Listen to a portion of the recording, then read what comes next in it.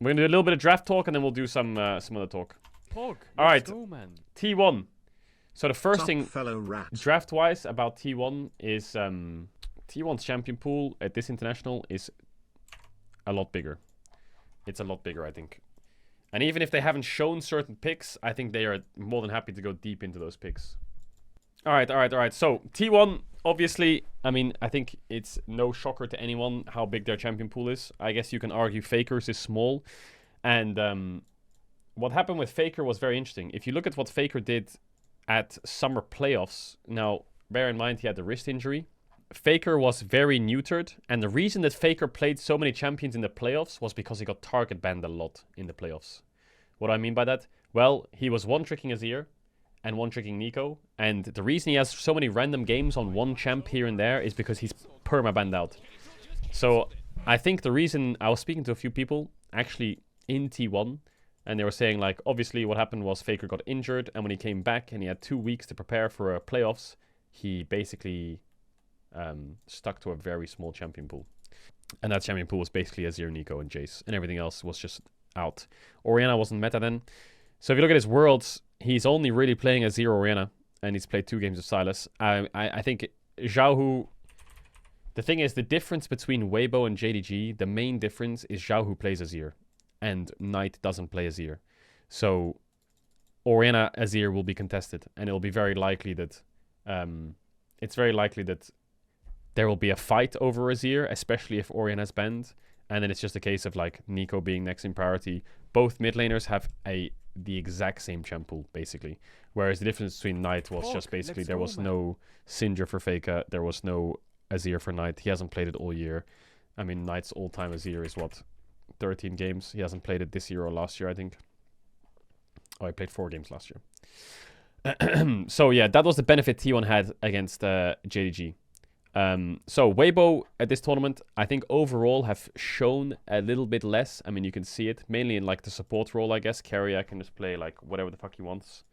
And T1 have been like indexing in really heavy. I mean, you can look at like these numbers, but don't look at these numbers too much because both teams have been playing different amount of games. So don't like they've played 12, they've played 16, right? So don't look at the numbers.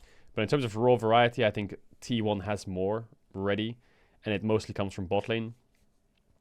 I mean, look at this. They can play Varus lanes, and they can play Ashe lanes, Kai'Sa lanes, Xayah lanes, Jinx lanes, Nilah lanes, Jhin lanes, Caitlyn lanes, Kalista lanes. They can play... Gumayusi can play Senna. Carrier can play Senna. They can flex Caitlyn. They can flex Ashe. They can flex Varus support as well, which they've done before. They can flex everything. So... The biggest hole that I think Weibo has in draft is obviously in bot lane, where I think if you actually look at the series they played against BLG, people look at this series and they're like, Light and Crisp got gapped. Light and Crisp got gapped after game 1, because game 1 they did really well. And you can, I agree, but the reason they got gapped was because their bot matchups were fucking dog shit. Their bot matchups were terrible. They're playing Caitlyn Lux blind into Varus Ashe, and they got perma pushed in and they lost lane and they couldn't play the game because they're playing Caitlyn in the tower. Don't forget to subscribe for more Worlds content. Enjoy the video. Then they smartly took away the Varus Ashe. That was layer 1, where they're like, actually, Ashe is broken. Game 3, they first pick Ashe support. We think Ashe is OP. This game, even though they played Ashe support and they won, they got blasted in lane. Because I think Weibo was just like behind the meta for bot matchups. Because in game 2, they got fucked by Ashe, and then they thought, oh, actually, maybe Ashe is broken. Let's go blue side. In this game, they first picked Ashe. And even though they won the game, because the Shy was gapping top super hard, if you actually watch it, they were under their tower, and they were sweating, and they couldn't call for jungle. You can see they're already down 15 CS. It was brutal down there. So, BLG's answer to Ashe first pick was Caitlyn support to get the push. So then you go to the next game, and then they think, we'll play Heimerdinger bot. BLG, Weibo then think, we'll play Heimerdinger bot, and then we can get the push, and then surely everything will be fine, right? No. What ends up happening? Billy have another good response. First it was the Ashe Deluxe, then it was the Caitlyn to Ashe, and now they've got Bard for Heimerdinger. So what happened with the Bard Heimerdinger? My man Crisp was level 4 at fucking 10 minutes running around, level 4 at 12 minutes, and he's completely griefing the game. He's completely useless. Why? Because he realized if I play Ashe Heimerdinger bot and Aphelios farms on the tower, while my Quinn top can't lane because Bard is perma-fogging topside, then we're going to lose the game. So I have to roam on Heimerdinger to match. So 3 games in a row, BLG outdraft them in bot lane. Game 5 was better because then they thought we're going to play Kalista, Renata, and for some reason, Bilibili went Caitlyn Lux instead of going for an Ashe lane, which was banned later on 4-5, which was really surprising to me. But I think Weibo were really tested in bot side. And Crisp, I think, is a really, really good range support player. So if it comes toe-to-toe in bot matchups, there's a very likely scenario where it's the same as the BLG series. They just get gapped. They just pick a bot lane support, and Carrier has a response instantly. No matter what you've got, he will play anything into you. He will play anything and everything, bot, just to fuck the lane. I mean, look what this guy's played this year. This is Aya support, by the way, doesn't count. He's played Twitch support, Varus support, Jhin support, Senna support, Caitlyn support, Kalista support, Ashe support. So, I mean, I wouldn't be surprised to see Varus support. I wouldn't. The thing that surprised me a little bit, just to stay on bot lane a little bit, was what was the game that Gumayushi was playing Kalista? Yeah, this game. So this game where Faker clutched it, I was surprised to see that Gumayushi was playing Kalista with heal against Varus Ashe Renekton. That surprised me. I mean, to his respect, he dodged a lot of arrows and he flashed out of a lot of arrows. But I wonder if that was a mistake or not. That was really crazy to do, because they didn't even build any QSS or anything like that till later on. But I guess it's because what happens is in bot lane, level 1, you'll see bot laners trade, and they'll use heal just to win the trade so they can get the push, because it's so worth it. So what's going to happen in the game states, I'm not sure. It's very hard to predict what will happen around bot, but you can make some safe assumptions. I think Weibo can do a very similar thing to what JDG did. Well, let's bring up the JDG games, actually. Because JDG learned the hard way against T1. And JDG pushed T1 a little bit in draft. So you know how Billy pushed Weibo in bot lane in draft? That'll help T1 a lot for scouting. Mostly through bot is where T1 will probably look. But in this series, they learned a few things. 1, Rumble has to be permabanned. And 2, they can't match Azir or Orianna. They can only match Orianna Azir. That was the two biggest weaknesses for JDG. But the problem is for them is the good news for Weibo is Weibo can play Rumble and Weibo can play Azir. So those 2 weaknesses are covered off. So number 1, is Rumble banned? Does Weibo ban Rumble? I'm not sure. I thought going into the JDG series they'll insta-ban it. But no, 369 said I can play it. And he couldn't play it. Zeus's Aatrox was like good. But what do they do about Rumble? Now, I think Weibo, best bet after Worlds so far is that champ is banned on both sides. I don't care if they're blue. I don't care if they're red. I don't care if they're fucking green. Ban Rell. That champ for Owner has been unreal. Owner's Rell has been, like, insane. I don't know what his win rate on it, but every time I see this guy on Rell, he's popping up. Okay, 100%. The thing that surprises me the most and annoys me the most about Owner's Rell is he steals every objective. Now, that might sound really baseline, but if you actually watch 90% of his dragon fights on Rell, that Rell Q smite is absurd. It is absurd. So I wouldn't be surprised to see Rell ban. It wouldn't surprise me unless Weiwei thinks like, I can pick it away, which fair enough.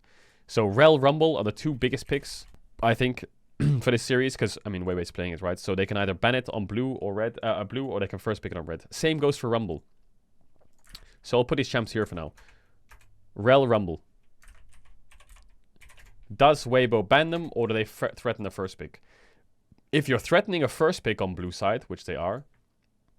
Oh yeah, Poppy. Yeah, good call. Poppy is dependent though, so we'll leave that over here. So what does that free up for Weibo? That frees up Caitlyn a little bit, which I think, I don't know if I should repeat myself about the Caitlyn ban, but I've spoken about it a lot, this Caitlyn ban against T1. It's very common. It's a very common ban against T1, because what you're doing is, if I say Rell, Rumble, Jarvan, Poppy, right, are the 3 like picks to look at, how do you dissect that? Because 3 of them are junglers, and you're not banning 3 junglers. Maybe you can ban Jarvan, look for Rell first pick. Very, very easy, right? That's like an easy idea if they ban Rumble. But a lot of these bans from Weibo, you can see they aren't easy. They really aren't easy because you know T1 can play everything. So it's a case of like, how do I describe this? It's a case of like pick your poison because you're never going to get something good. You can't afford to ban, if you're Weibo, Rell, Jarvan, Poppy. That's not going to happen. It's never going to happen. You've got too many things to worry about. You've got to worry about Rumble first pick. You've got to worry about Orianna first pick. You've got to worry about bot matchup. Maybe Caitlyn's open for T1. Renata's open. Rakan's open for Xayah Rakan. There's too much dog shit open. You can't allow it. So they need to figure out what their jungle tier list is and what their first pick idea is. Yeah, Nico's open, Azir's open, doesn't matter. Check owner's solo queue account. Ah, he's spamming Wukong. That champ, I think I've been saying it. It can be really broken. It can be super OP. It can be super OP.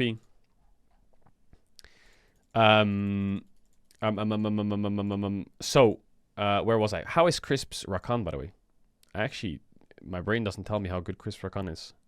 Okay, it's most played Rakan. So what does T1 ban on red side? What were they banning against JDG on red side? On red side against JDG, they were banning Rakan, Nico, Jarvan. Yeah, I'm not surprised. I am not surprised. Missing Rakan is insane, so they could maybe drop that ban. Nico is still a... So we can say we can soft lock a Nico here. One sec. I think T1 banning Nico on red side is fine. I mean, Xiaohu's Nico is... I think it's one of his best champs. Yeah. Xiaohu Nico is really good. I think he's played at Worlds. He's happy playing Nico. If they don't like Nico on red side against Knight, I don't think they'll like Nico on red side against Xiaohu. That could be something that carries across. And then, for example, if they were to ban Jarvan, and that frees up the jungle pool a bit, then... Wait, how many teams... Did JDG ban Poppy against T1 every game? Poppy ban on red. Poppy ban on blue. Poppy ban on red. Wow, they perma-ban Poppy every game? I mean, owner Poppy is good, but... Weiwei Poppy is mental. Well, we'll get to game talk a little bit later, but... The thing I noticed about Weiwei Poppy is he wastes a lot of time. And if you waste time against owner, that can be really dangerous. Yeah, they banned Poppy every game. T1 banned Rakan, Nico, Kalista, Rakan, Nico, Jarvan, Rakan, Nico, Jarvan, Rakan, Nico, Jarvan. I don't think they're banning Jarvan against Weiwei. I think the Jarvan ban is gone. I think the Jarvan ban is gone. I think Weibo's priorities are... The thing is, Okay, so here's my take. Some bans can be something you guess, right? I think Weibo's banning Orianna on both sides. Might sound crazy, but I think Weibo's banning Orianna on both sides, and their prio picks are Azir Rell, always. And then their bot lane will be on 2-3. They'll do bot lane 2-3. That's my shot in the dark guess. I think that's really likely what they'll do. And if they do something like that, then they can afford to ban... I don't think T1's banning Rakan or Jarvan against Weibo. I don't think it's happening. I think they'll have easy got champs into Rakan, and Missing's Rakan was probably his best champ ever. So that was just a target ban against JDG. Let me check their drafts against LNG, but I mean, Missing's Rakan is unreal. So those bans I think are dropped. What was LNG banning against T1? What was T1? T1 was banning Xayah, Nico, Jax. That's fine. Xayah, Nico, Orianna on red side. Understandable. Xayah, Nico, Maokai. Okay, I don't think that's gonna happen. Yeah, I would say Nico is a very, very safe ban from T1 against Weibo. 99% sure they're gonna do that. Weibo Gaming could ban Caitlyn on blue side. I think that's fine. So what I think will happen is T1 will probably ban Kalista. They'll probably ban Kalista, Nico. Maybe they'll do Kalista, Nico, Rumble. I think it's something that T1 can do to be really safe. That's a safe bet because it depends. The last ban is dependent. So I think what Weibo will do is in a situation like this, they'll say we'll ban Rell, for example, and if they ban Rumble, then they'll first pick Azir, and vice versa. If they ban Azir and they ban Rumble, they'll first pick Rell. And if they ban Azir and they ban Rell, they'll first pick Rumble. I think that's going to be the trifecta of champs that is decided on the last position of bans. That is something that's very likely. I think Weibo Gaming can expect Nico ban. I think you can easily expect Kalista ban, because if you actually watch the Weibo series, the only time that their bot lane actually looked like they were winning was when they got Kalista, to be honest. And Light looked really, really good on Kalista. So I would be a bit cautious if I was T1. If Caitlyn is banned, then Kalista ban is probably going to come out. Let's go, man. So yeah, I think I'm pretty confident with that draft. Then my question is Poppy open? Is Poppy open? Is Poppy open? And is Jarvan open? Because these are the layers, okay, in my head. Layer 1 is Azir Rumble Rell, which I think is going to be super high prio. Layer 2 for me is jungle, which is Poppy and Jarvan. That's impossible to see. So what I mean by that? I mean that I think these will be the prio picks from both sides. Yeah, Renata will probably get slammed here maybe or something, depends. T1 will get it. You have to give up, right? Azir Rell Rumble will be tier 1 for first picks and target bans to trade with these two bans given on both sides. And then it gets complicated with Poppy Jarvan, because essentially what you're doing here as Weibo is you're leaving open Poppy versus T1. You're also leaving open Jarvan. Now, I don't know how happy T1 is about that. There is a situation where T1 last bans Jarvan, gives over Rumble, like they did against JDG, and then plays some kind of Azir draft, you know, if Rell's open here or something like that, and then it gets a bit weird. But then they're running into possible Zyra Rakans. Fuck me, this draft, oh my god, this finals draft is going to be an absolute fucking apocalyptic shitfest. I think there's a very high chance, if this happens, if this draft happens, let's swap the sides real quick. I think Faker might play Corki. I think there's a chance that on 4-5, Corki will be played by Faker for the first time this tournament. I think it's super likely. I think we might see Faker Corki this tournament. Because what's going to happen in this kind of draft is they're going to get Azir Jarvan with Rell, and Faker might play a mage into mage because of the scaling against Jarvan. He might play Corki, because what will happen is if they go 4-5, if they have a brain, they'll ban Akali or Sylas. And I don't think he'll play LeBlanc or Ahri with Rell. I think there's a chance he plays Corki. Random guess. That's my random shot in the dark surprise champ that gets pulled out. He's playing a lot of Akali in solo queue. He's playing a lot of Yone. A bit of Aatrox. Holy fuck, he's playing a lot of Akali in solo queue. Why is he playing Akali? The only reason he play Akali is if he knows he's playing into Azir or Orianna. That's the only reason he'd be playing Akali. So maybe he's confident on Akali, but I don't know. Faker Akali to me is not S+ tier. Faker's S+ tier is Azir, Ryze, Orianna, Nico. That's his S+ tier. Akali is not really super Faker. So if you bust it out, sure. Yeah, LeBlanc.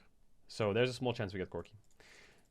So my tier 1 for first picks is this. My tier 2 for what I'd be worried about for both teams is this.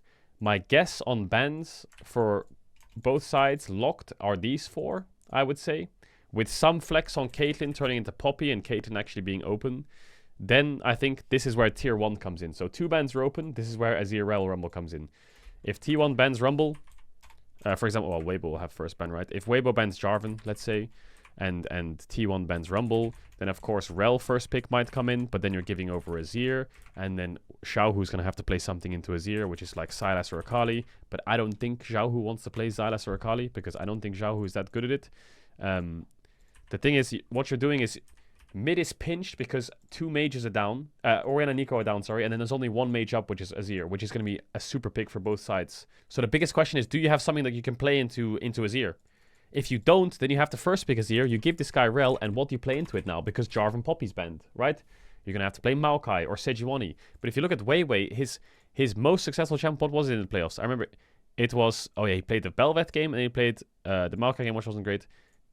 Looks like he's fine with Maokai, but then you're playing Azir, Maokai, double AP, then you have to like early rotate Aatrox or something, and then Zeus might get Jax, and then they might, I don't know, like Rakan is open in this draft. I don't know, maybe you go Zyra, Rakan, drop jungle. I don't know. This draft gets fucking wild because there's jungle mid right now is everything. Mid, scaling mage, jungle, supportive champ, but you need S tier ones. Yeah, Zeus could even drop there if you blind Aatrox on 3 because he doesn't need to pick Jax here, so they could have done Rakan here and then play Zyra Rakan, or they can play like Renata, fucking, I don't know, Aphelios, something dog shit like that. Doesn't really matter, any bot lane. Because then you can ban Jax, but he still has Yone and Graves top, for example. I think both top laners will play Graves top easy. Has he been practicing it? He has been. He played 2 games of it on this account, but this is his int account. What about where's Zeus' other account? What's Zeus' other account? It's this one, I think. This is Zeus' other account. No, he didn't play on it in a month. I'm convinced he's playing Graves top. Maybe he won't play Graves top. He'll play Jace top, I guess. I guess that's the difference. There's like Zeus has Jace top, and then the Shy has like Graves. So that's my expectations for draft. I think things won't change too much if you swap the sides. If you swap the sides, for example, I still think Weibo Gaming needs to ban Orianna on red side. I still think they might have to ban... This Jarvan ban's not happening, by the way. This was just a throw ban. Can't wait for finals. I think if you swap it up, Nico Kalista still might be banned by T1. Small chance they play for Kalista first pick, but I think that's safe to say. I think game 2, when T1 is on blue side, for example, is they will change to like target bans, right? And they'll change the target bans that worked in game 1. So, i.e., if Weibo, or let's say T1 wins game 1, they are happy with Nico Kalista ban, they'll keep them. Let's say Weibo wins game 1. Maybe they think they'll drop the Kalista ban, change it to something that worked in that game, like, I don't know, Weiwei pulls out Bel'Veth and they want to play against it for the rest of the series, like BLG did. Man. Because I think BLG hit a Bel'Veth ban quite a few of those games now. So they lost game 1 to Bel'Veth, then they banned Bel'Veth. So that's the adaptation from game 2 that I'm referring to when they swap sides. And then they dropped the Bel'Veth ban. And then they brought the Bel'Veth ban back. And then they dropped the Bel'Veth ban. So it's very likely T1 maybe loses to a Bel'Veth on red side and plays a Bel'Veth ban out there. That could be Weibo Gaming's answer to this, right? If they do a Zir first pick and let's say they ban Rell here. And they get Jarvan, right? Then their answer to that might be Bel'Veth Aatrox, right? Or some dog shit. That might be their answer to AD jungler when there's this many junglers down, because Poppy's down and so is Rell. They give Jarvan, they play Bel'Veth into it. That could happen really easily. And then we'll talk about a little bit of the 4-5s. So there's a lot of issues with Weibo's situation where we'll ignore bans for now. The issue they have is if T1 do pick Caitlyn, they kind of have to do Ashe Varus no matter what. They have to. They have to do Ashe Varus. They don't have a chance. They don't have a choice, because if they don't do Ashe Varus, they have Ashe here or Lux, and both are oppressive. You can try and play some, I don't know. You can try and drop it and play Ezreal Karma, or you can try and play like fucking Varus Heimerdinger or anything. It's not gonna work. Why? Because what they've got here is they've got a Caitlyn flex, which is fucking annoying. That Caitlyn flex is dogshit annoying. Luckily, Kalista would be banned in that scenario, but if they blind Caitlyn, playing something like Aphelios Renata is going to be really hard, I think, because that gives them Caitlyn Ashe. So that Caitlyn 1-2 I think is annoying. The second thing that I think is annoying is, for bot lane, just stay on bot lane a little bit more, is Crisp doesn't play. Can anyone guess? What doesn't Crisp play that's really bad? Which is going to hurt them. Yeah, Bard. He doesn't play Bard. Crisp hasn't shown Bard yet, which is kind of scary. Because the meta right now is immobile carries, similar to last year's Worlds, and Bard can be like a super big pocket pick. So there's no Bard. All there really is... How many Bard games does he have? Let's go, man. Does he have any Bard in his career? Hope you're having a great day. Okay, well... Jesus Christ, it's worse than I thought for them in bot lane. Jesus, man. He has no Bard. He has no Bard at all. Does Light have Senna? Does Light... I think he played Senna, didn't he? Did he play Senna? He does have Senna, I think. Alright, they can't play Senna lanes. They can't play Bard lanes. To be honest, I think Weibo's kind of screwed for bot. I think they're a bit screwed. I think they're not screwed. They're not screwed, but they're going to have to either A, have some pocket pick, like some kind of Ziggs support or some kind of psychotic champ, or B, they need to early rotate bot. And what I mean by early rotate bot is secure Varus Ashe, or secure Aphelios Renata, or secure Caitlyn Lux. Because I don't think you can give 1, T1 red side for support counter pick, 2, drop your bot lane as well, and then 3, give T1 early rotation Caitlyn and not address it, for example.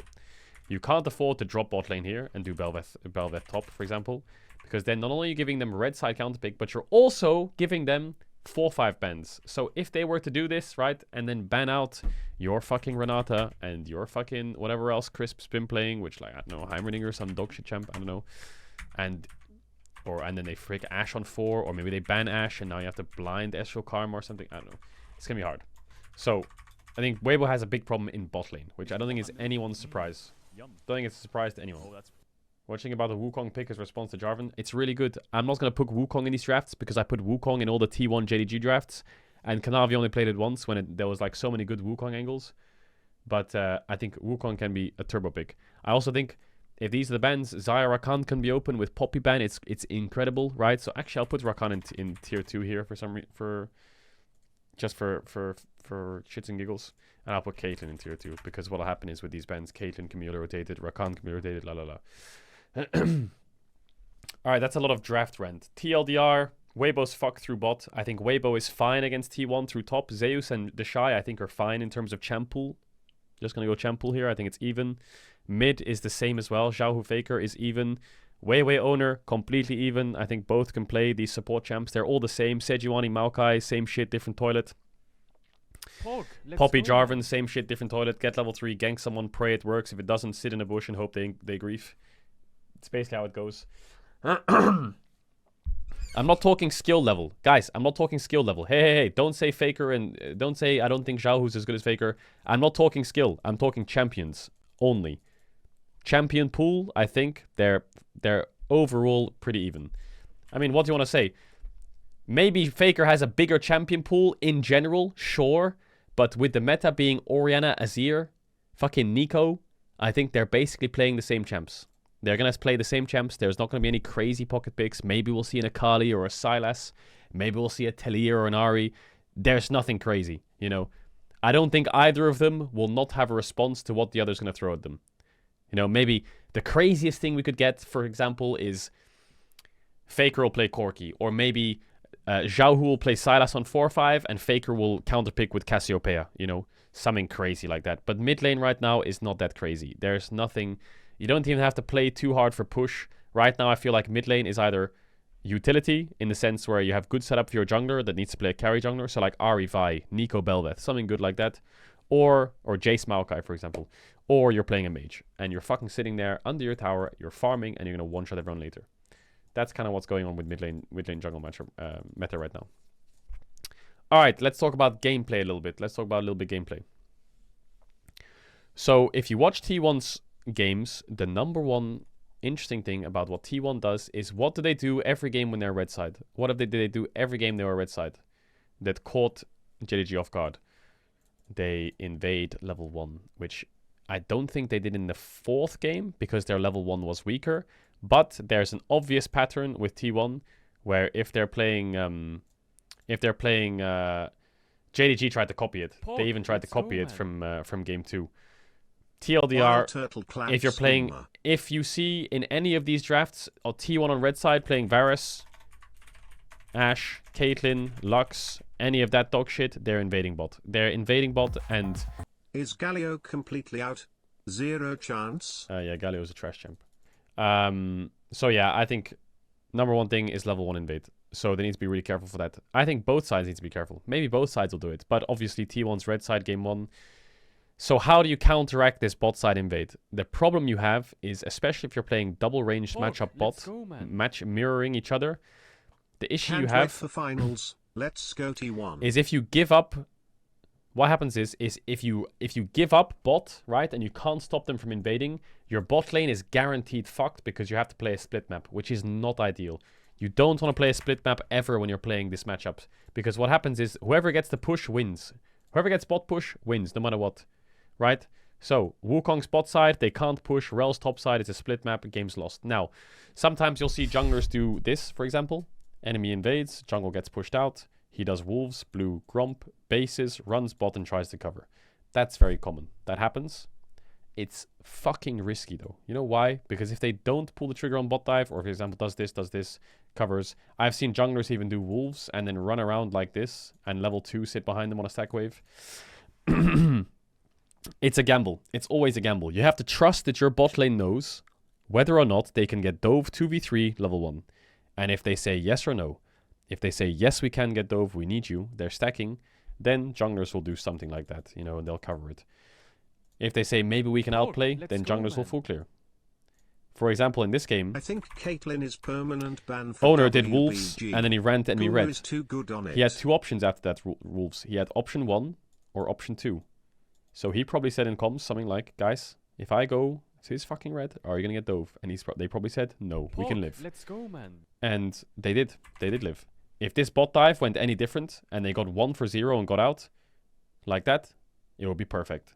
Because look how fucked the game is. The game is doomed. That's it. JDG bot lane bases, they come back, the game's over.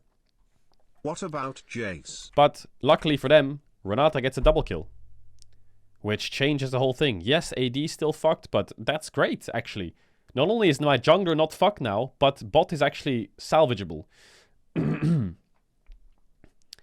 So, yeah, that's a situation you have to be careful for, and that's why you won't see teams give up bot. It's a horror to give up bot. Imagine this game, they clean 1 for 0 dove them, reset, ran out back on the map, Kalista has 1 CS, Talia has mid push, gets level 6, and they just keep fucking you bot on Raptor respawn because they're stronger. You can't play the game, it's over. What'll happen is, they'll push bot, Wukong will clear his camps, base, invade your Raptor respawn, Rell will try to match, she'll get pushed out by Talia and Ashe being able to move first, and your bot lane's permadiveable. The game's over.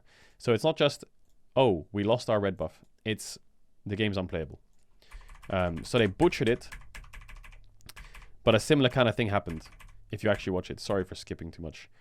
The Wukong based, and then, I think they run out bot? I don't really remember. I think they did try and play bot, but T1 got the dragon, like it was a complete mess. The game should be so much different already. And the fact that, the reason, yeah, again, very simple thing. The reason they play these ranged bots for the push is, what do you get? You get easy dragon stack. What has T1 been fantastic at? This whole Worlds, T1's been amazing at getting dragons. They have been really good at it. If you actually look at it, T1 is getting a lot of the first dragons. T1 used to never do first dragon. They always used to drop it and play for Herald. But yeah. You don't want a situation like this where your AD carry Kalista is 0-1 with 6-3 CS, and that's why you don't give up the level 1 invades. So that's something they need to be careful of. Really, really need to be careful of. Yeah, now these VOD reviews that I'm going to be doing are very raw. It's not like I've come into the VOD review today and actually watched the games again and then prepared something to say to you. So if I don't talk for like 30 seconds or a minute, I'm just skipping through to remind myself of random shit. Could you explain why teams don't lane swap as a possible reason to invade? You can mirror action on the top lane and play for Rift. You can't lane swap. You can't lane swap in this meta. You can't. Top lane tower is way too tanky. They buff top lane tower, it's too tanky. Enemy bot will farm milk your tower, and all they'll do is they will keep this going, get more gold than you, then they will fucking base on Herald timer and then match, and then the game's over because you're behind. But the only way you can lane swap right now is with Sion, or if you have Jinx Tristana, because Jinx Tristana are really good tower hitters, and they can actually negate the... Well, you need both, to be honest. But Jinx Tristana can actually negate the tower defects by having like attack speed and Tristana E to combat the tower hitting of a Varus, for example, right? All right, yeah, this T1 series at 369 Zeus, the Yone was good. What did T1 do in this game? Is this the game that they? No, this is the game that they won. This was the crazy game that they randomly won, where Guma does his hero plays. Let's go back a bit. Let's go to game 1. T1 seems super strong. Yeah, I mean, it's basically what you're looking at is you're looking at a T1 with better options in draft, meta perfectly suited for their players and their playstyle, and them being even or favored in every lane or role. That's just the essence of it. But you know what else happened? Last year against DRX, the exact same thing was true. And I'm not saying that to like support Weibo, but I'm trying to say that to make you understand that sometimes those factors don't matter. Like coming into that finals, T1 had a much bigger champ pool. The only thing that DRX had up on them, I think, might miss some things, is Beryl was this big Heimerdinger player. All they had to do was cover that off, and they like DRX had pocket picks, you know, Zek Akali, Zek Silas, Beryl's Heimerdinger, King and Aatrox, P06 Kindred. They had like these pocket picks or like these power picks, whereas T1 could just play anything. T1 was supposedly favored in basically every role, especially jungle, actually. And the meta suited them perfectly. So, you know, in a series where you're bigger champion pools, for example, what do you do when Piosik plays Hecarim, or Beryl plays Bard, or Def's playing Kalista every game, or whatever? Right? Then the champion pool doesn't matter anymore, because what you're doing is, if I play these champs, you haven't either played against them in a while, or you didn't expect that I can play them, and so I've gone off the script a bit, you know. So I'm not saying this to make it so to defend Weibo's chances. I'm saying it to say that these factors can sometimes be irrelevant. Let's go, man. XDD. So I think the impressive thing about T1 is, one, Owner's glow up is unreal. And that's why I think you'll see target bans or denial picks against Owner, with Jarvan, Rell, Poppy being the three main ones. Their solo lanes are really good. Now, if you watch Faker the last 2 years, and I said this before, his biggest weakness, which is not a weakness, it's just the worst thing that he was, the thing that he was the worst at, which is not bad, it's just that he wasn't the best at, it was lane phase. And you would often see his laning be a bit weak. Actually, this tournament, his laning's been really good, I think, in my opinion. Their bot lane, the meta is great for them, and their team fights are unreal. Like, sometimes T1 would butcher team fights and be like really not on the same page. And sometimes you'd have the only clutch player being Guma. But to be honest, I think all of them have clutched it. I think you can find a clutch moment for all of them. Like that Keria Bard ult, I actually thought on the live it was really bad. But to be honest, that Keria Bard ult sets up this shockwave with this Rell ult. And Zaya's forced ult too. So that Bard ult was really good. Like everyone's plays in these fights are good. Also, this Jhin pick, I don't know if we're going to see Jhin. I actually completely forgot about Jhin. Holy shit. I completely forgot about Jhin.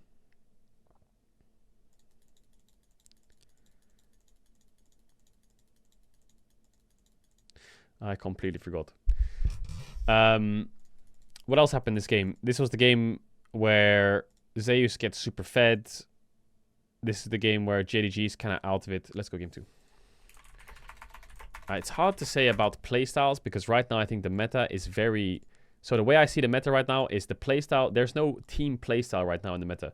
The way I see it is, if you have champs like Aatrox, if you have champs like Graves, if you have champs like Cassante, if you have champs like, I don't know what other carry top there is in this fucking meta, Rumble, and bot lane is playing range supports, TLDR, what happens is, whichever ranged bot matchup has the most amount of vision and the most amount of jungle attention covering them is the bot lane matchup, in most cases, that can get the push, right? So even if you have Caitlyn Ashe against my Senna, and I don't get the push, for example, if your jungler's top, you're not getting the push. Simple. So junglers have to find windows where they can be around bot the majority of their time, putting vision down so they can get the push, but also find windows to make sure their top lane can't get dove on stacked waves or are sitting in really bad lane states, because they're playing champs that will need to be useful later on. Now, they're not playing... The jungle meta right now is very supportive, and so you can afford to waste time around bot for range supports, right? It's very hard. For example, let's say in this kind of game, you're playing like a farming jungler. Let's say Graves, Nidalee, Evelynn, doesn't matter. It's horrible to play that draft with a range support. It is just horrible. What, you're full clearing on cooldown, playing for camps, while I'm sitting here trying to get the push. So, it's obviously natural that it's very fine for tank junglers to give up and play for sitting behind their bot lane. And mid lane is just mages. Now, the reason Azir is the most OP mage in the last 10 years is because he has a dash, he has mobility, he has playmaking with his ult, he has late game, he has lane phase, oppressiveness, he has fucking everything. It's disgusting. That's why this champ's so useful. So playing around mid becomes hard. There's not much to do. I mean, you can do the Azir, lane gank, whatever the fuck, sure. But the game is literally all about dragons. And I mean, you can see it. Maokai's meta, right? Maokai's meta, what's the most impressive thing about Maokai other than his ult? It's the fact that you can put fucking donkeys in these bushes and you can control the river to stop people walking in for dragon fights. Let's go, so the meta, TLDR, very dragon fight heavy. Make sure you're around bot to get the push. Top lane can be volatile sometimes, so you have to find windows to cover it. And mid lane's chilling. Mid lane's chilling. Mid lane's just fucking Azir, Orianna, Azir. Sometimes you can get outlaned. For example, Faker destroyed Knight in Orianna Azir when he was Orianna. Then if you flip it around, Faker did fall a little bit behind, but didn't get punished too much as Knight got punished. And then what can you do with that bot push? You can move first. So the Kalista and the Senna can move to mid first. They can invade blue. They can fucking start dragon. And so you're on the back foot sometimes. I will say T1, for example, here, their TP plays have been really good. This TP play, I think this TP play is really good. JDG just outplayed it. I think, for example, Zeus thinks that Kanavi's dead, so he goes on Ruler and tries to get a kill. But Ruler, like, kind of just outplays. And, I mean, as much as he could have gotten a free kill on Kanavi and they could go 1-for-0, this TP play, the idea was good, but it turned into a 1-for-1, which isn't great. Oh my god, why am I, like, I have so much fucking air in my chest. But yeah, it's all been about dragon control. How is T1's... is there a stat here that I can use to, like, kind of think about? Average kills, Dragons game. So Dragons a game, they have 2.3. Dragons at 15, they have 1. No, they probably have higher at Worlds. Random guess. Yeah, 1.42. Because T1 never really fought the first Drake. They always fought the second Drake, which is, yeah, pre-15. So they actually average 3 Dragons a game. 78%. 78%.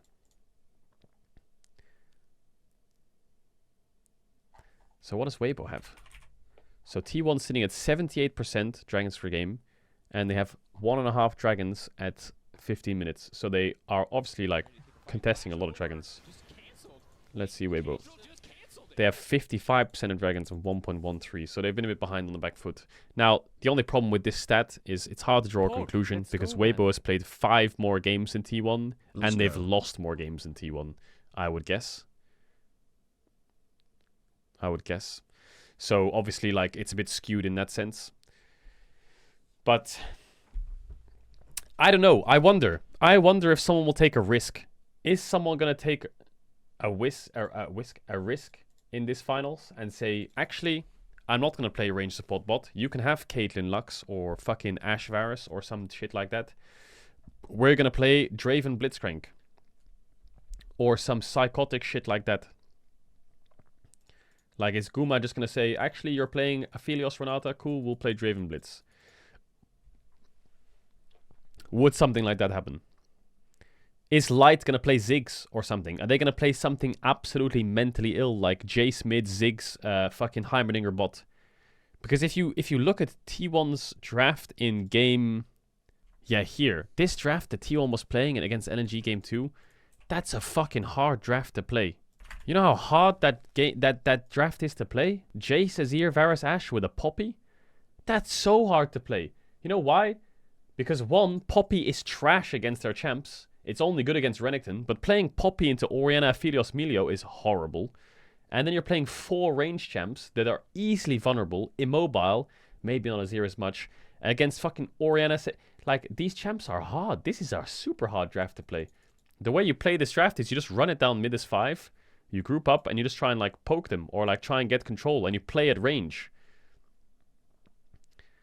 So if that's the case, and it wouldn't surprise me if Weibo plays some, like, dumbass draft, like, yeah, this isn't... Best way to look at this is very Aram-esque draft, if that helps. All you do is you just group up, throw your skill shots at them. If something lands, you just play front to back. If they don't, you need to be really careful you don't get engaged on. So you'll often see with this draft, for example, they'll go in and out so much. They'll go in, walk up, fish for something, throw a spell. If it hits, they'll play on it. If they don't, they'll chunk them, then they'll run away, then they'll re-engage after. And, like, it's really hard to play. And they'll do this in 2 stages. Stage 1 is grouped up as 5. Stage 2 is if Jace can split push. But this game's a bit of an outlier because Jace is almost 100 CS up and is 3 levels up as well. But that's the idea. It's hard to play those comps if you're going to play, like, Ziggs, Heimerdinger bots. So I'm not sure if they will do that. But, yeah, my analysis of this series, to be honest, is if I was to be completely unbiased and completely just going with my brain, this is a 3-1 to T1. I think the only way Weibo will take a game, in my eyes, is if they shut down Owner or, like, have some really good draft around jungle, where I talked about Bel'Veth, for example, where they will have, like, I don't know, The Rell Poppy ban, they'll trade Jarvan for Bel'Veth and then play... Chat, of course I'm going to be supporting Weibo. Of course I will be. Do you know how fandom works? Why are you saying fake fan? Do you know how being a fan works? I will be supporting Weibo and predicting Weibo. I am doing this stream, this analysis. Are you shaving your head if Weibo loses? No. Chat, this analysis and this discussion is if I am completely and utterly just unbiased and being honest and true to what my brain thinks as a League of Legends analyst. For League of Legends passion, enjoyment, and fun from the game, and what I truly believe in my heart, I want Weibo to win. I do. But obviously my brain, I'm being just being completely like bias cap off. So how do I think Weibo wins one game? I think Weibo wins one game through topside. I think I will be very surprised. So as a T1 or a Weibo fan, number one thing to look out for is bot lane. How's bot lane going? Because if T1's winning bot lane, don't be surprised. If T1 has a better bot matchup, don't be surprised. But if T1 has a weaker bot matchup or is getting pushed in or losing bot, you might need to be a bit worried or a bit concerned as a T1 fan. Because if anything I think is guaranteed in this, oh god, in this series is T1 will have better bot matchup and bot push. And the only game that they won't have that is if they're playing Bard. IMO, they might give up bot. They might give up bot. So yeah, it's hard for... I don't think it's so useful to look at the games and then say, this is how this team will play, this is how this team will play. Because both teams will play very similarly. It's extremely unlikely for like some kind of fucking spanner in the works. There's not going to be any super surprises in draft. I talked about them already. The biggest surprises you might get are like Corki or, one of the crazy jungle picks. Like Lee Sin, for example. Gilly said, Lee Sin could be a pick with Poppy Rell being down. I can see like Jarvan being picked here. Let's say if you swap the teams around and they get Jarvan on a side. Owner, good matchup for Lee Sin, It's a good Lee Sin game, especially if they drop and they play bot lane here. Let's say they play their Ashe Varus with an Azir first pick or something. Maybe that's not the best draft for Lee Sin, but whatever. You get my point. Also, I don't know if they'll play Ashe Varus into Jarvan. Let's say they play Zyrakan. I don't know, something dumb like that. Man. There's a very, very like valid Lee Sin angle. Shave the head, lil bro, if Weibo loses. There's also one thing that T1 was playing a lot in the regular season, or was it playoffs? Let me check. But you can be excited if you see this because they're one of the best in the world at it. This shit. If they play this shit. If they play their Nico Nocturne dog shit. If Nico's open and, T1 drops a Nico ban because they're blue side, for example, and they get a Nico first pick or something, just be excited because what could happen is they might play some Nico Nocturne dog shit. And then that's when I think they might play some Draven dog shit as well. So that'll be really something really fun to see if it happens. They'll play something really crazy. That's another really crazy draft that you might see come out of them. What else is there to talk about? There isn't really much else to talk about. I think team fights are going to be everything. It's just going to be massacre of team fights. XPP. It's going to be... I think draft is going to be so important, though. That's why I'm like over-indexing a lot of time on draft, because you can see how hard draft affects games, I think if you look at this Weibo series, bot draft, the last 3 games was terrible, like I said. But also the top matchups were really interesting. Like the Graves Aatrox matchup. I wonder what Zeus' answer is to Graves, because they need responses, right? What is Zeus gonna play into Graves? Off the top of my head, into Graves top. What used to counter Graves top? Wasn't it Vladimir? No, it wasn't Vladimir. What was it? Kennen? Nah, Kennen's... Yeah, Kennen can work. It wasn't Vladimir. It was... Yeah, I think Malphite could be fine. I saw... What about... I don't know. They could play something degenerate like Syndra top, Azir top, but they wouldn't do it. GP? Will we see GP? I mean... I think Zeus played... I'm going to say 1 game of GP this year. Yeah, he played 1 and he lost. Doran was the one playing GP. And I do remember him playing GP though. But Doran was the one playing GP, finding success. I just hope that you completely forgot about Vi. I mean, Vi is in like the same plethora of Wukong. So my idea of like the way it works is, in my eyes at least, I don't know if you agree or disagree, but you have Jarvan, Wukong, and Vi, but Jarvan is like the S tier, and then they're like the A tier or the A plus tier, you know. So like against these champs, these kind of champs, Jarvan is perfect, right? Vi is a bit more perfect into things like Kalista, for example, or Zeri. But basically their jobs are very similar. It's like mid-econ, good teamfight champs. You know, Vi is niche in the sense that it's one single target, but they all do the same kind of thing. But they all function really well into those champs, and like Orianna and stuff. But Jarvan is just the best version of them. And then you've got the other champs, which are like engagers, like Rell and Maokai and Sejuani. But like the AD lockdown junglers are Jarvan, Wukong, Vi. I kind of like have them all in the same wheelhouse. Something we haven't seen a lot so far this Worlds, interestingly enough, is the Shy Cassante. Now the funny thing is, if you look at his whole year, he plays a lot of Cassante. We've seen 3 games of it. I think he played one against who was it he played against? The NRG games were fine, but he played it against G2. Will be able was it G2? Champs? I don't know. He played it not great. He didn't play as much at Worlds. But if you watch LPL this year, this guy, he plays Cassante only. Like, he was playing Cassante almost every game, was the Shy. I mean, look at that. This was their playoffs run. That was their whole playoffs run right there. So, yeah, it's funny to me that his Cassante has just disappeared now. I guess he's playing carry tops. We won't see Quinn ever again. He won't get Rumble. He won't get Quinn because he's not gonna pick it. He might get Aatrox. He might go Graves, and then I think that's when he'll start playing like things like Gnar and Cassante. But he's never doing Quinn again. I'm sure of that, unless there's a Renekton blind. But I can tell you, Zeus won't play Renekton. I don't know how much success he's had on Renekton in his career, but I'm 44%. I don't think he's going to play Renekton. Yeah, 36% this year. I don't know. I think Renekton is a bit of a... That champ is not really Zeus. It's not really a Zeus champ. I don't know. Doesn't really scream to me as a Zeus champ. Renekton screams more as like a bin 369 champ. So I think this finals will be one of the most exciting finals ever. I hope. It could be a 3-0 stomp and T1 could win. And then everyone will be really happy because Faker won his 4th and T1's got a championship. Great.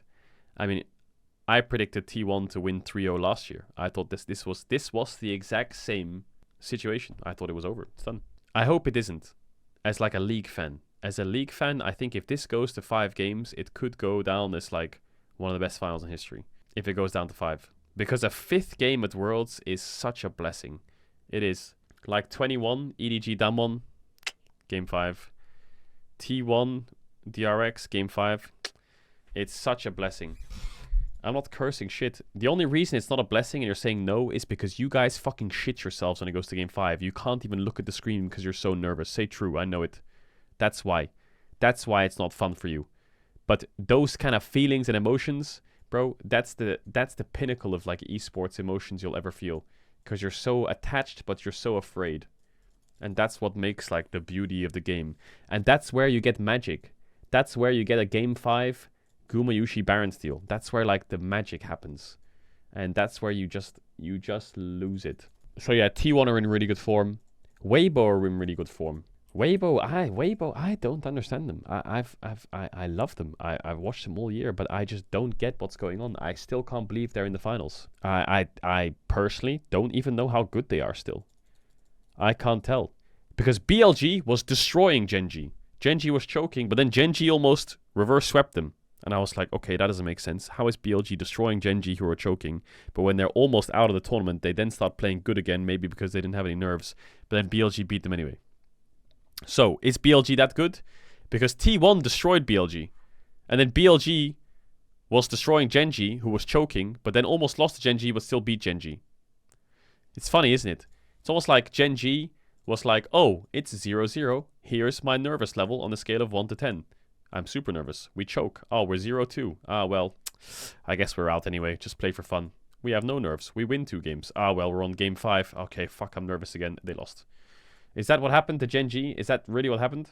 And then, so T1 destroyed BLG. Then BLG beat Genji, who had some fucking roller coaster of emotion.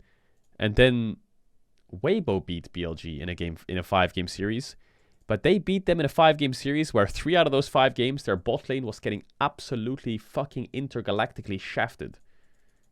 The only reason they won was because the Shy gapped top so fucking hard that, like, he was on the moon and Bin was on fucking God knows where, Jupiter. It was not even fair. But then T1's run is a lot more solidified. They 3-0'd LNG, but LNG was choking a bit, so there's a little bit of leeway there. They 3-1 JDG. Fucking but how did they beat JDG? Well, they should have lost game 3. But Faker clutched it. Faker fucking clutched it. And so did Owner, to be honest. A lot of people remember that Faker clutch. But Owner fucking clutched that game really hard. Like, the only reason that they were in that game was because of Owner, IMO. So for Faker to make that magic happen, Owner gave him the layup, and then Faker hit the slam dunk. Like, this fight is lost. I'm telling you, this fight is lost. 1, his team separated. 2, Aatrox can't join because Renekton's zoning him. 3, your primary engage is 1 HP basically. XDD. 4, the dragon's almost down, so don't have timer. And like, this is an unbelievable engage. So Owner clutches it, then Faker clutches it.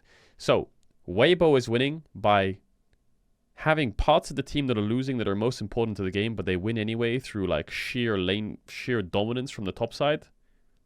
And T1 is winning games that are lost through clutch, which is very fucking scary to winning 2 games through clutch. Have you beaten Suika yet, Kleiner Bruder? No, I haven't. Winning games through clutch let's is... go, man. It's crazy. XDD Faker TSSK. It's crazy. Holy fuck, I'm hyped for this series, man. I'm fucking hyped. But oh my god, man. I do think... Now, I'm not going to take anything away from T1's win over JDG. Okay? I'm going to say that for a fact. Because I think a lot of people will take a comment and then they'll draw a conclusion out of it. And I'm like, for example, I don't have a garden in my house. And then someone will take that comment and say, so you hate nature and you don't like flowers. And it's like, sorry, bro, what the fuck are you on about? That's the thing that pisses me off. Now, T1 series was great. It was great. I'm gonna be honest though, I think Kanavi had a little bit of chokey choke. He had a little bit of chokey choke in that series, okay? I'm gonna be honest. I think Kanavi chokey choked a bit, okay? That happened. I'm not gonna take anything away from Owner. I'm not gonna take anything away from Owner at all. I think LNG, Tarzan chokey choked, JDG, Kanavi chokey choked a little bit. But you know what I don't think? What I'm trying to say by saying that, okay, what I'm trying to take from that is, I don't think Weibo has choked. I think they've been outperformed, but I haven't seen a part of Weibo where I'm like, huh, they're choking. The only one is maybe Weiwei a little bit. Maybe Weiwei a little bit. I've seen them in some of the games and I'm like, oof. I don't think Xiaohu's choking. I don't think Xiaohu's a choker. I just think he's fucking griefing. I think you can tell a difference between choking and griefing. I think you can watch it, and I think Xiaohu's just been griefing. He hasn't been choking. There's just been games where he's played bad. Like, you can visually see a player choking by the way they play and then just making the dumbest mistakes ever. Like, they're just making plays that are not there, or they're walking into fights they shouldn't do, or they're trying to be the hero in a moment and trying to have a big super play, and then they just fuck the whole game up. But he's just playing bad sometimes. And if you watch the LPL, it was kind of the same in the LPL. In some of the playoffs games, he would like have moments where he would shine, but then there were moments where he's just kind of like not doing anything. I think that's good. But yeah, T1 hasn't shown they choked, so hopefully they go into this finals and they just Hail Mary it and we get like a good series. I don't want anyone to choke because I think that the T1 DRX series, I don't think anyone choked up until game 5 maybe, where I think a lot of the nerfs started to come in game 5. That's why I love game 5s. I think game 5s are beautiful. I think that should have been... Yeah, the Pure 6 smites were terrible. Yeah, Zeus choked game 5, I think. But that's where game 5... Can you imagine? Just like imagine the pressure. Just imagine... I know it's funny that we joke about people choking, right? But imagine Zeus, right? I'm going to put into context how crazy choking is, right? So, let's take Zeus. He's 18 years old. He's playing his first World Finals ever. He's on match point for a world title or being knocked out. He's got 25,000 people screaming for his team. He's playing a matchup that he thinks he can win. There's millions of people watching online, and he's like, he can feel the whole stage vibrating, and like he has to win. Now, let me put that into context. I'm not saying it's a bad thing, but now let's look at Faker. Okay? By the time Faker was, I think Zeus is 19 now. Let's say Faker was 19. Faker had 2 world titles already. He won worlds when he was 17. 17 years old. Not only did he win worlds, but he fucking became one of the best players in the world, single-handedly, at 17, in front of 25,000 people, with millions of people watching online. So, the reason I'm bringing that up is like, not only is he like the nicest person ever, and he's like an icon to esports, but also like, how many players have you seen over the last 5 years that have been hyped up to be the best players in the world from their regions, and then they just fucking bomb out, and they just choke it, or they just make a mistake? That's why Beryl is another, good example. Beryl is another perfect example. This guy just rocks up to every world finals. Some people didn't even think he was one of the best players. He just fucking rocks up. He doesn't give a fuck. He just picks Bard. He just picks Heimer. He's just winning. He's just chilling. Like, that factor in a player is something you can never measure until they're really tested. Until they're really put in that game 5. That's when you see the greatest players of all time. That's really where you see it. That's why I love game 5s, because it really does, like, take a player and puts them through an emotional hell. And if they come out as the best player in the world and they win, they are just the greatest of all time. And that's why you can, like, look at this T1 roster and say, like, wow, they're all so good. They are crazy. They undefeated throughout the whole region, and then they lose. And then you're like, what? How? That's, I mean, they're all young, right? And you can understand, like, 2-3 years ago, these players were in an academy. Owner, Zeus in T1, yeah? When he was fucking 17, 18, a couple of years ago, Birdle was the starter. He was the sub for Birdle, okay? Bro, he was the sub for Birdle in T1 Academy. Now, he's fucking playing World Finals. And that transition is like a year or two, if you think about it. It's crazy. And that's why the Game 5s really like can get to you, because he's just a kid. So, yeah. Choke and pressure is a really...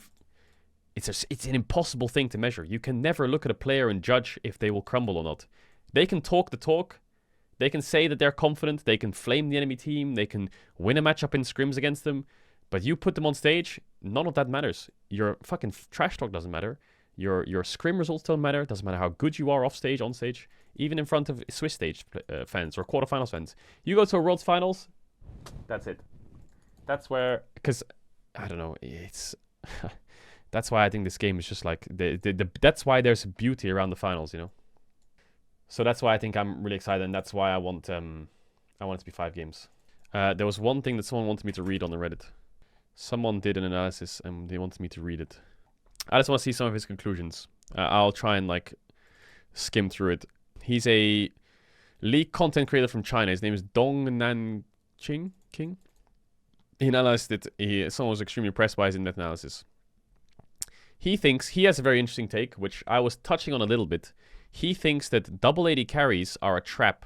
Now, I agree to an extent, but it depends on the draft. Now, double AD carry bots, I talked about it a little bit, can be exposed a bit. Like, if you're playing Ashe Varus bot, you can get exposed by, let's say you're playing Varus AD carry Ashe support. Very common thing.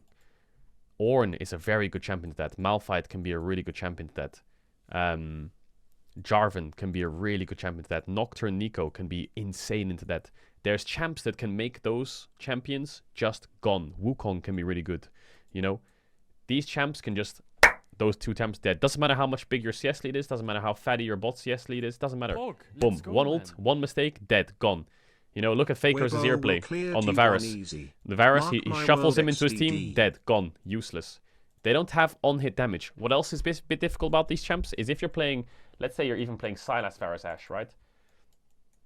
Your Baron take is terrible. You're playing Sylas and poke Varus. You can't do Nash. You can't do Nash on a 15-second window. You can't. It just takes too long. If you're not playing like Bel'Veth jungle or something. So what does he have to say? He says... The trap of double AD carry. During Swish, everyone came to the realization that hard engaged supports were performing terribly. Due to the abundance of AP carries and utility junglers, supports who lack items are easily CC chained and torn down by mixed DPS. Therefore, instead of engaging, supports would be focusing on peeling and responding to carries and pass the duty of engaging to the junglers. Therefore, it became protectors like Renata, Melio, and Tahm Kench. Very valid. We did see a lot of that. We saw Aphelios, Melio, we saw Kalista, Renata, Tahm Kench, Senna, and stuff like that. Yet, to my surprise, the supports who rose in popularity aren't the protectors, but also the lane bullies. So like Heimerdinger, Ashe, Caitlyn support, you know, stuff like that. So a strong early bot lane push is another solution towards contesting objectives. Yeah, we talked about that. You get bot push, you can contest Drake. It makes life a lot easier. Because what happens when you get bot push, it's very simple. All that happens is you get bot push, you fucking... What happens with bot push, your support can team up with your jungler easily. You can contest a Raptors more, you get wards here, and Drake starts become easy. Drake starts with vision are really easy. A winning bot lane does not only offer pushing and CS advantage, but also the upper hand and XP, forcing enemy recalls. These allow ally jungler to take Dragon whilst avoiding skirmishes. If the enemy wishes to force a fight, they still have to face the disadvantage with low health bars. Their support doesn't have ult, they're chunked, they lost minions, they're down in gold, XP. This is a staple in the semis. The buff summary is a general observation I had in my previous videos. The facade of double AD carry prominence. When Gumyushi was questioned on what he thinks about the AD carries in bot lane, he said, "Is this a little overboard? Although we were first to pick such a combination, we do not rate it highly." So Gumyushi said in an interview that as much as we're playing range support spot, we don't rate it that high. You can take what you want out of that. You can say he's lying. You can say it is he wants to hide strats. You can say he's being honest. Doesn't matter. JDG Ruler said that T1's bot lane excels with strong lane dominance. Therefore, we tried hard to counter it. Unfortunately, it was too late when we realized that we should not have focused on this. We tried to counter it. It's interesting. Didn't they play Alistar game 1? How did they try to counter it? They played Varus lane. They played Varus Renata, didn't they? They played Xayah Alistar. That didn't work because they played it. Then they played Kalista Senna. That kind of worked. That worked. Then they played Varus Ashe, which I've been talking about a lot. That obviously was a game lost because of Faker's play. And then they went for Zeri Lulu. So I think what JDG did there was they tried engage support, didn't work. Pushing bot worked. Game 3, pushing bot should have worked, lost the clutch. Game 4, we're on match point, we're gonna lose. I'm ruler, let's play Zeri Lulu. We played it fucking, I don't know how many times they played Zeri Lulu throughout the LPL this year. But every time they played Zeri Lulu, it looked like they were on fire. It's possible that there's never been double AD carry set of this meta all along. I want to see where he says, I mean when Czech champions carry has been using, although throughout the whole knockout stage, other than Senna, he's only picked 3 champs, Renata, Ashe, Bard. Once I saw the Bard, I immediately had a eureka moment. Like I previously mentioned, the performance of hard engaged supports have been terrible. They are easily killed. Keria has never given up on the power of supports to pick people off. True. If you watch Keria's Bard game, what game was it? It was game 4. Or it was game 1. I would be very careful about that Bard. Actually, is Bard worth banning on blue side instead of Poppy? That Bard is a problem. You know why that Bard's a problem? Because Keria plays Bard to engage. And it's fucking annoying. The amount of times I've seen this guy just run up mid with his portal and just start, like, fucking with you is I don't know which game it was, but I think he did it about 2 or 3 times. What he'll do mid is he'll just tunnel through mid. Like this. This is what he'll do. Look. Does this look like a losing position to JDG from their vision state? No, it's not. Bard's clearing a ward, Rell's over here, and they're clearing mid wave. What does he do? This is a game state where you're down 6k. Sure, I get it.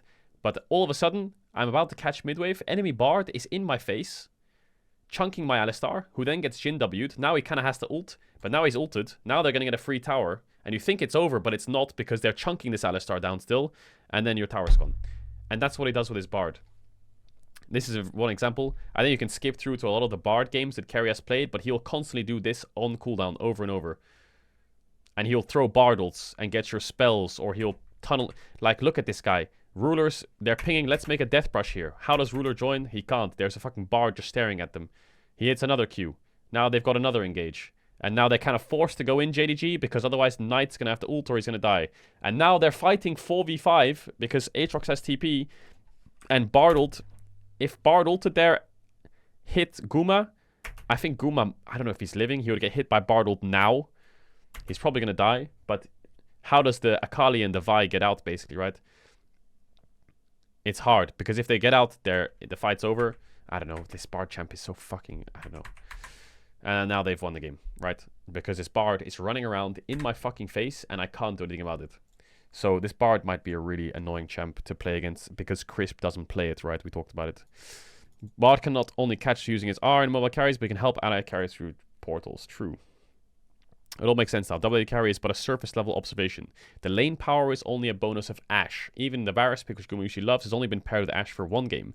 The Varus Ashe combo is not a rigid combo, and Varus R has the function of catching mobile carries. True. Varus Ashe.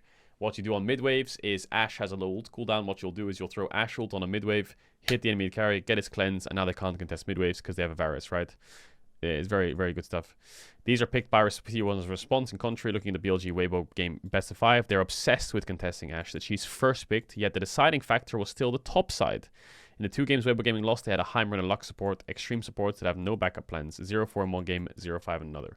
So what he's essentially saying is he thinks that the only reason that bot push is happening right now is because people seem to think it's for bot push, but actually it's for catching off the enemy AD carry. And what that does is it unlocks a lot of things, because you can, do the Bard thing, you can do the Ashe contest on midwave. Whereas Heimerdinger Lux that can't actually make picks aren't that useful. Mid push doesn't do anything if you can't make picks. So will Heimerdinger Lux even be played? Now Caitlyn Lux can be played, sure, but you can't blind Caitlyn Lux if Varus is open, Ashe is open. The whole reason Caitlyn Lux is good is they play off push, they don't play off picks. To this, I have great worries about the ban picks surrounding the bot lane of Weibo Gaming in the finals. Yeah, that's what we just talked about. If Weibo Gaming doesn't realize that double AD carries a trap and force picks like Heimer, Lux, Caitlyn, they will just get endlessly caught out by carry as Ashe and carry as Bard. I think his conclusion is really good. His conclusion is support champs are for picks or for roaming. They're not for push, not just for push. And if they're only for push and they don't have any pick potential, they fall off and they can't provide anything to the team. I mean, think about it. What we just talked about. These champs in team fights, what do they actually do against Rumble, against Akali, against fucking Maokai ult? They can't do anything. So I think he has some really good points. I agree with a lot of that. And that's why he thinks that Weibo's bot lane will be exposed. So, yeah, it's been a while since we've done Analysis Hat. Just full focus on the series. Hopefully this brings some overview. I think he has a very good point about bot, and I've said this about top before, but I'll say it here again. Now, top lane, some people have said before, if they're playing Graves, and if they're playing Aatrox, and if they're playing Jax, why don't you play through top? Well, because you have to play through bot. But top laners have a different role. In times past, when you played these carry champs top, you would want jungle top. Why? So you can get them ahead. Why? So they can split push. But that's not the meta. What's the meta? It's team fights. So what do? You leave them on an island. How does top lane interact with the game right now? If you're playing Aatrox or Jax, and they have Varus or Caitlyn or Ashe, right? If these 2 champs can get access to these 3 champs, they're all dead. They are all dead. They are just dead. So top lane's job is not as much as snowball through this lane. It's as much leave them on their own. If there are 2 items in the mid game, fine. If they're scaling, they're fine. If they're even, they're fine. Why? Because their impact in fights will be really heavy in having kill pressure. Alternative angle is pick Ornn, like the Shy did. Why? Because he can left on his own, lose the lane a little bit, doesn't matter. He presses R. So top lane is not as much like they have to kill hyper carries anymore, but they're actually just there to fuck with the mage AD carries. And then mid will play mages, jungle is supportive junglers, and yeah. Obviously the biggest, we've been over it so many times, the biggest issue Weibo have is bot lane. So like I said, if you see T1 bot lane getting pushed in, or T1 bot lane not having pick champs, and Weibo having it, then I think that Weibo have an issue. But if you see the flip side, then T1 are in big trouble, because there should not be a single game where T1 get outdrafted in bot. There shouldn't be. They have way too big of a champion pool to be able to get outdrafted in bot. The only way they do that is if they blind pick some random dogshit champs. But there's definitely some champs, like we talked about, that are tier 1 and tier 2 that need to be considered. Because I wouldn't be surprised in a draft like this if, for example, let's ignore the Bard. Don't sleep on T1. Don't do it. If T1 gets Xayah Rakan, doesn't matter in which order, on either side, that's a problem. Because you can look at T1's Ashe and T1's Caitlyn and T1's Renata, T1's Jhin. If they get Xayah Rakan, that's fucking scary. That's really scary. T1 Xayah Rakan is one of their best champs. They just haven't played it this tournament. I don't know how often Rakan or stuff's been banned with or against T1. Caitlyn, Rumble, Renata, they've banned Rakan 50% of their games. They haven't played a Rakan game yet, but they can. That's the fucking scary pit. We haven't seen yet Karius Melio. They can play Sen and Ela. So yeah, I would be a bit afraid. But yeah, chat, that was my rant about analysis. If you have any questions, I would love to do like some questions maybe. I actually don't think T1 has shown anything special so far. Depends what you mean by special. I think they have. I don't think they've shown anything special because nothing is special when it comes to T1. Does that make sense? Are you surprised that Keria can play Sen and Ela with Guma? Are you surprised that Keria's playing Bard and he can play it? Is it surprising? Is it surprising that they can play Jhin? That's why it might not feel special. What level? I feel like with certain teams you have different levels of special. If Weibo Gaming pulled out Bard, like let's take the Graves example. They pulled out Graves first time and it was insane, right? Unreal, crazy. T1 pull out a Varus lane or a Jhin or a Bard lane and they smurf. Cool, it's not that special because I kind of knew that they would probably play well on it. The level of special is different. I guess if they played like Senna Cho'Gath and then they fucking destroyed their lane and got every dragon. I guess that's special. Is that special? I don't know. Depends what you mean by special. How high prior was Jace? Yeah, Jace is an interesting one. Jace is like Zeus's pocket pick. It's similar to like the Guma, Keria, Xayah, Rakan. You know, it's their best champs. Zeus could pick Jace whenever he wants. He could pick Jace in a lot of games. It's just a case of if he wants to and if it's a good angle. He's always got it in his back pocket. He's probably going to play Actually, you know what? I don't think Jace is Zeus's best champ. I think Gnar is Zeus's best champ.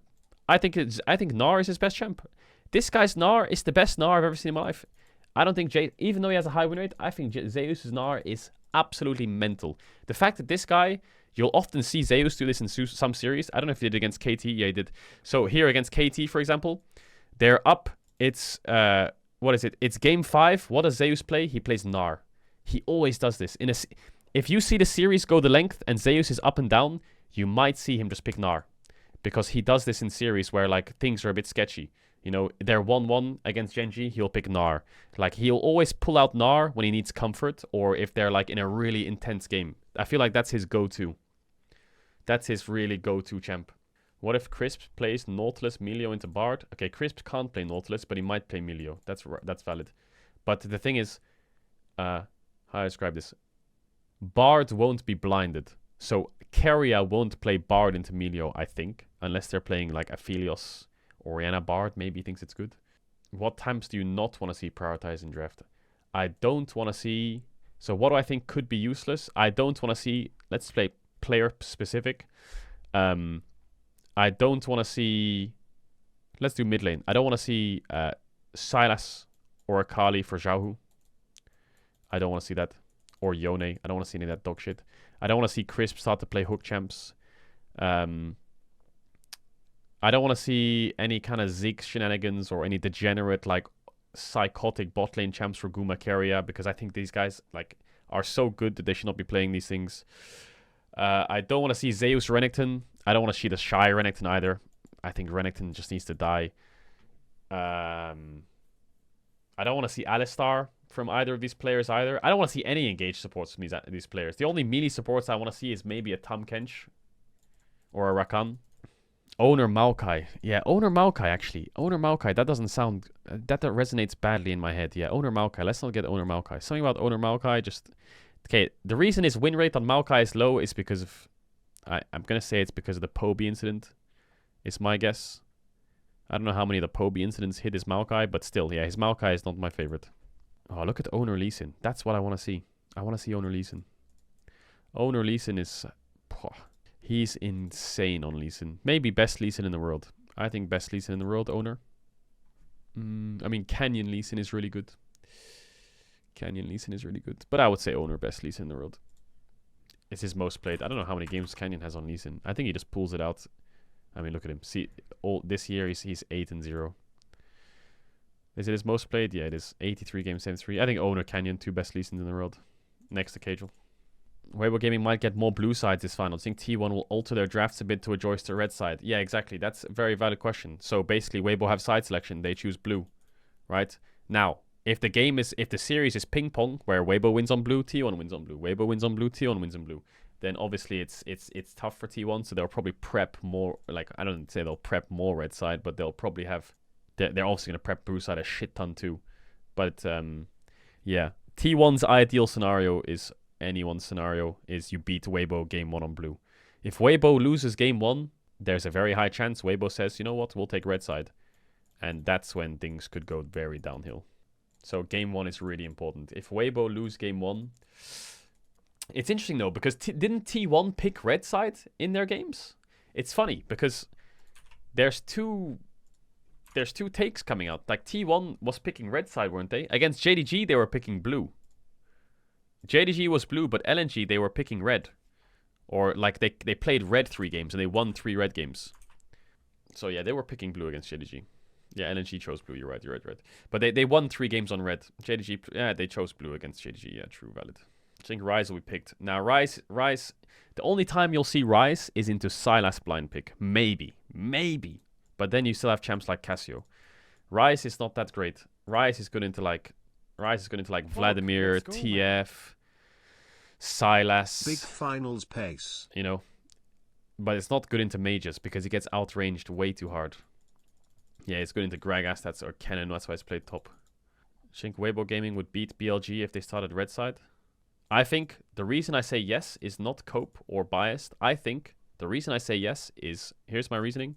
Weibo Gaming had a better plan in Game 5 than BLG regardless of side because they were opting into Ornn to match this double range bot and they were playing pure teamfight scaling.